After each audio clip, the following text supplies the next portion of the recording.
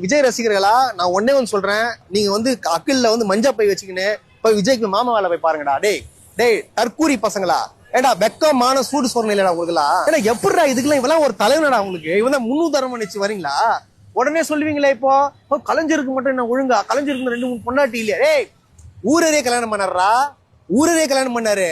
அதாவது தற்குறி பையல, தற்குறி நீ தானே மாமா பையல, நீ தான் டிஎம்கே சொம்பு தூக்குறனா மாமா பையல.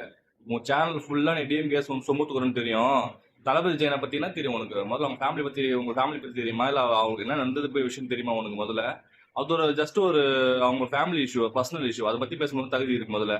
எதனா ஒன்று கட்சா போதுமே, அதே பத்தி பேசிட்டு இருப்பீங்க நீங்க முதல்ல. அதே மாதிரி வெளியே வாங்கடா முதல்ல. நாட்டில் எவ்வளோ நடக்குதுடா, தப்புகள் நடக்குது, கொலைகள் நடக்குது, அதை பத்தி பேசுங்கடா. முட்டு குத்துங்க, நீங்க தான் முட்டு குத்துங்க டிஎம்கேக்கு. தேவையில்லாத வேலை பார்க்காதீங்க. அதை செஞ்சு ஒரு மனுஷன் நல்லது பண்ண வந்திருக்காருன்னா அவர் சப்போர்ட் பண்ணாதீங்க. சப்போர்ட் ஆச்சு பண்ணு, அதாவது சப்போர்ட் பண்ணணும்னு அவசியம் கிடையாது. அவர் வந்து விமர்சிக்காதீங்க. தேவையில்லாத அவங்க பர்சனை பத்தி பேசி அவர் அசிங்கப்படுத்த செஞ்சுன்னா அதோட நிப்பாட்டிக்கோ.